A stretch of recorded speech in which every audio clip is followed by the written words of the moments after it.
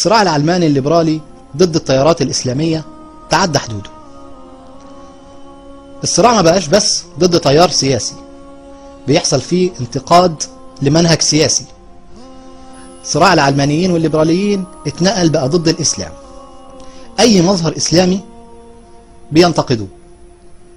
لما هما دلوقتي لسه مش في الحكم وما وصلوش للحكم وبينتقدوا كل مظهر إسلامي، مش بس انتقاد بالكلام، بالقرارات.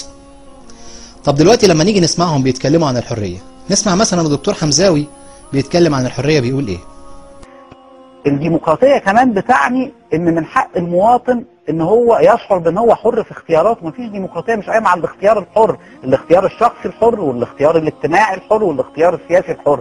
يعني انا حر في اختياراتي، اذا كان اختياري ده اختيار شخصي او اختيار سياسي.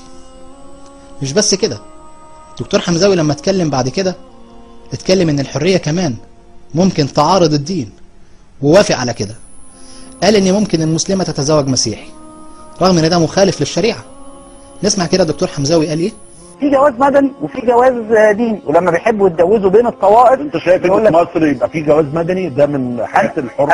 انا شايف عشان اكون متفق مع نفسي ان في احوال شخصيه وفقا للشرائع السماويه، للشريعه الاسلاميه ولشرائع غير المسلمين في مصر، ولازم يكون في اختيار متاح للمواطنين ان هو من اراد ان يدير علاقاته الشخصيه بصوره مدنيه يبقى في قانون مدني بينظم المساله دي. انا بص، الفكره الديمقراطيه كلها قايمه على تعظيم الاختيار. مش بس عشان حاضر، يعني انت شايف تعظيم الاختيار. موافق؟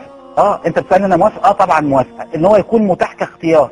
ان واحده مسلمه تتجوز واحد مسيحي، انا مش شايف ان دوت في اي. انا يا فندم بفهم. اسمع، انا عارف، انا بقول لك رايي بصراحه. هل اغلبيه المجتمع هتوافق على رايي ولا لا؟ دي حاجه ثانيه.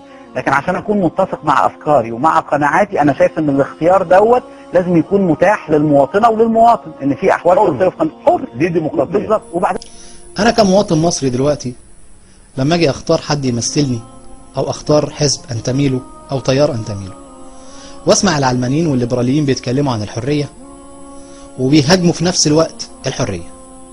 يعني ايه اقول الانسان حر في اختياراته ومن ناحية تانية ابتدي اهاجمه في ابسط حقوقه، حتى في لبسه؟ رأسه في الجامعة دلوقتي الحجاب وأصوله والنقاب، والولية تطلع خرملك عين واحدة كده. مين ده؟ القنطروس مثلا. المرأة بقى زي موحد، بقوا زي العساكر، تشوفوا في الشارع حتى عساكر كلهم، حولوا نسواننا الغفر من الآخر. هل حضرتك يعني لا تمانعين في علاقة بين رجل ورجل أو امرأة وامرأة؟ مش أنا اللي أمانع. لا بس حضرتك رأي شخصي. أنا شخصيا ما حصليش. يعني أنا بحكم تربيتي وظروفي وحياتي، كل حياتي كانت علاقتي الجنسية مع الرجل. الجنسية. لا بالنسبة للآخرين. لكن الآخرين هم أحرار.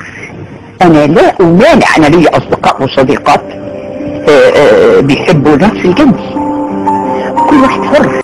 يعني كل واحد حر. الشواذ أحرار، لكن تتحجب لا. لو واحدة اتحجبت ده يبقى مخطط لتحجيب مصر. لكن ان في تخطيط لتحجيب مصر كلها، ان انا بحس بحزن لما الاقي طفلة عندها 2 احيانا وانت عارف ويبقوا موجودين ومحجبينها. ده كلام انا بعتبره فرز طائفي في الشارع المصري، ربنا يعلم هيودينا فين. وبعدين الشعر ده ما هوش الحاجة، يعني ده انت لو قصيت دلوقتي شعر اي حد مش هيحس. يعني الشعر ده في رأيي انا ما هوش حاجة يعني مغرية قوي، ومش عارفة انا الرجالة العرب والمسلمين كلهم فجأة كده بقى الشعر هو ميزان الجذب الجنسي. انا مش قادر افهم يعني. عايزين بس نرسي قواعد الحرية كما يجب ان تكون، بمعنى يعني لا ضرر ولا ضرار.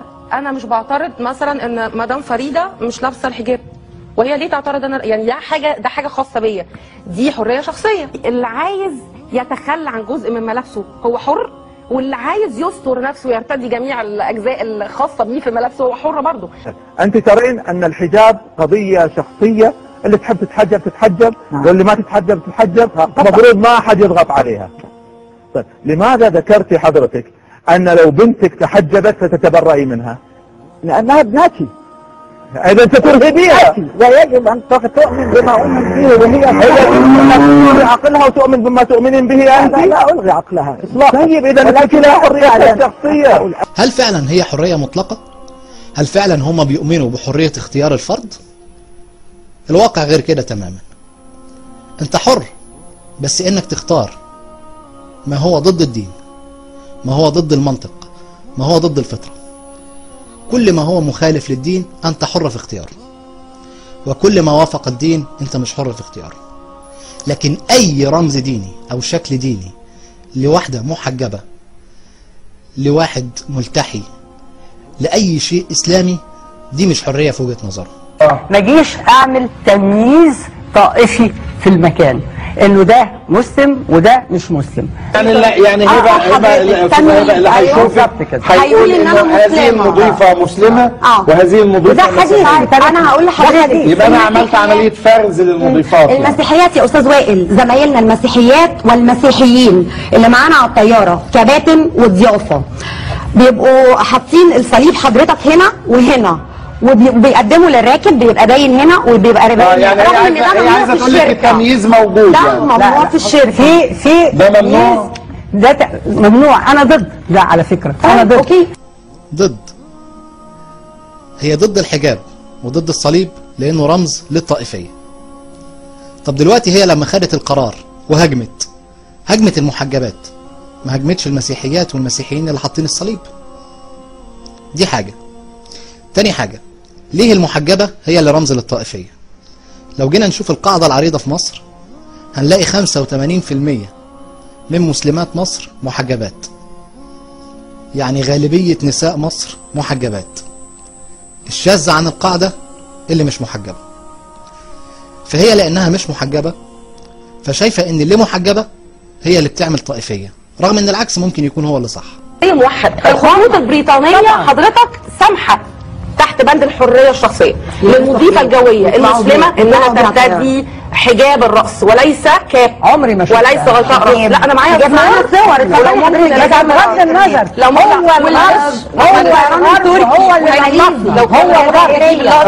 يعني دي مضيفة جوية عن خطوط البريطانية. اهم من الكاميرات تشوفها وقبلها نشوف انا كمان. ومن الافكار العلمانية برضو ان هم يصرحوا بالدعارة. اتسألت سؤال في احد البرامج في احد القنوات الفضائية، هل انت مع الترخيص بالدعارة؟ فانا قلت انه بعد اللي احنا بنشوفه ده قد تكون الترخيص بالدعارة لصالح المجتمع وليس ضده. وطبعا الدكتور خالد منتصر بين لنا في كلمة واحدة بس ايه هو الفكر العلماني. وثلاثي الله الدين الوطن مرفوض. ايه دخل الله بالسياسة؟ ايه دخل الله بالسياسة؟ ايه دخل الله بالسياسة؟ ايه دخل الله بالسياسة؟ من حق المواطن البسيط انه يفهم يعني ايه حرية في المنظور العلماني، وده كان دورنا. احنا مش بنهاجم العلمانيين، احنا بس عرضنا بعض الحقائق وبعض الآراء وبعض الاتجاهات اللي تبين للشارع المصري يعني ايه علماني. والسلام عليكم ورحمة الله.